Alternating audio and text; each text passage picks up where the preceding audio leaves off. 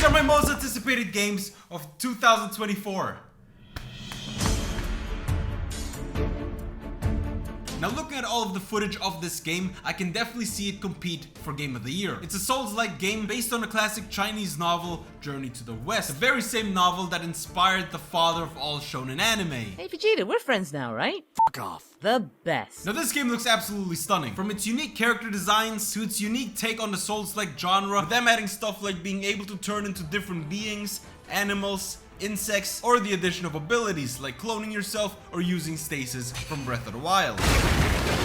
It basically combined a bunch of shit that I like from different pieces of media and added it into one. Now I'm not too familiar with Chinese mythology and I'm not gonna pretend like I am. I am, however, glad to see them bringing it more into the mainstream. It also excites me when other studios try their hands on the Souls-like genre to try and create a unique experience. See, despite Elden Ring being a standout game, my one problem with it are the shared animations between two of From Software's most notable titles. Because after playing all of those games, seeing the same animations being played over and over again can get repetitive, which is why it's refreshing to see a game that stands out with its unique blend of influences. And speaking of gameplay that looks amazing, this next one might be a bit unexpected. This is probably a mistake. The fact that I'm somewhat excited for a Ubisoft game isn't a good sign. I mean, this is the same company who was just starting to do well again after their previous two releases, just to throw it away by making the statement suggesting gamers should get used to not owning games. I mean, obviously, everything has a lifespan, but to make such a stupid statement as a video game company trying to sell video games, Ubisoft is essentially your typical influencer when it comes to gaming companies. They just seem to thrive on making stupid statements, even if it comes at the cost of their own reputation. As if it isn't bad enough already. Now that being said, I can't ignore that the gameplay trailer looks absolutely amazing. I mean shit, I was shocked when I found out that this was a Ubisoft game, considering that the last time I actually enjoyed a Ubisoft game was 6 years ago, with Far Cry 5. God will not let you take me. Now I'm not the biggest Star Wars fan, but I do have a soft spot for open world games, especially when done right. So yeah, I'm willing to give them another shot, which was probably a mistake. But hey, if it ends up being another generic Ubisoft game with generic characters and an open world filled with copy-pasted missions, then I guess I have the chance to make fun of them. And if it ends up being a great game, it'll have my praises. So, win-win for me, I guess. The long-awaited sequel to one of the most imaginative pieces of media is finally among us. Now, a majority of us grew up watching Disney movies, something that has familiarized us with the characters we're gonna meet in the world of The Wolf Among Us. But in contrast to their Disney counterparts, what made The Wolf Among Us and the original comics fable so popular was their unique portrayal of these characters. Instead of depicting them in a cheerful light, The Wolf Among Us opted for a more gritty and mature perspective. Dealing with human desires and problems, these characters are put into a system that forces them to resort to desperate measures in order to survive. And it is this relatability that makes the game and the comic stand out. And with Telltale shutting down, we thought we'd never see it. But they're back, and I for one cannot wait to see the sequel to arguably their best work to date. My hope is for them to not pull a Bethesda on us and just release the same game 10 years later. I hope they've improved on their formula, because after experiencing games like The Quarry or Until Dawn, the average Telltale game is just a bit outdated. Now we all love survival games. Valheim, Rust, No Man's Sky, The Forest, Project Zomboid, and of course we can't forget the most popular survival game, Minecraft. And this year an unknown studio is joining the fray with a brand new game called Pacific Drive. A unique take on the survival genre where players are set out on a supernatural road trip across the Pacific Northwest. And while I've always wanted to go on a road trip across the US, I can't in real life. But I can in a video game. Now there isn't much I know about this game other than it being a first-person driving survival game where you drive around in a beat-up station wagon which is described to be your only companion.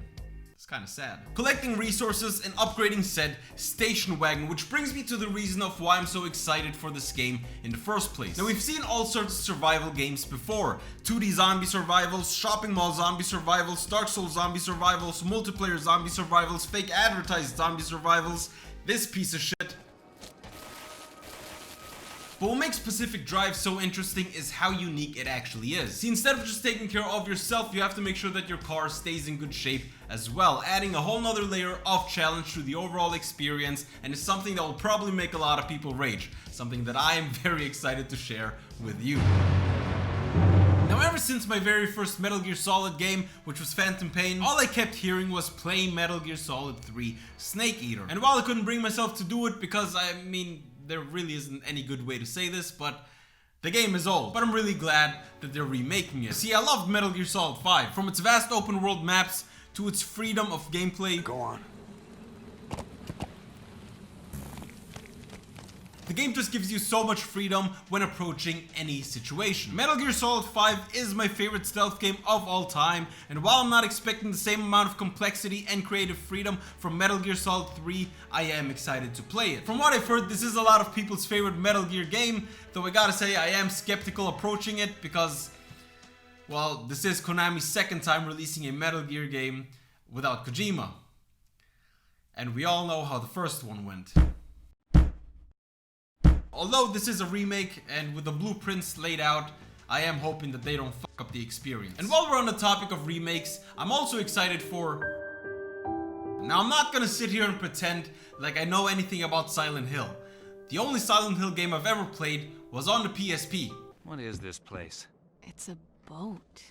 It's like a car, but goes on water. But growing up, when it came to suspenseful horror games, the two franchises I've heard the most about were Resident Evil and Silent Hill. And with me having enjoyed the remake of the second Resident Evil game, I'm sure that I'll enjoy the second Silent Hill game. Although I should probably not base it on that because they are two very different games, apparently. And that was pretty much it. I know it's a bit of a short list, but from the looks of it so far, 2024 just doesn't have a lot of games that seem to interest me. However, the games I did list do spark a lot of anticipation, which is a common feeling to have at the start of the year. For the common folk and for us. Losers, gamers. And with 2023 having concluded with great releases like Tears of the Kingdom, Baldur's Gate, Resident Evil, Lies of P, Alan Wake 2, Spider-Man 2, Hogwarts Legacy, we enter 2024 with a lot of anticipation for the future of video games. I guess in a way we all know that 2024 is just gonna be a bit of a filler year for 2025 when GTA 6 releases. Anyway, thank you so much for watching. Let's run that Discord ad. Do you not want to help the poor, feed the starved, help people who have to shower with cold water in this fucking weather? Have you no heart? Well, if you join my Discord server, you won't be doing none of that, but you will be socializing, and looking at you, you could definitely fucking use it.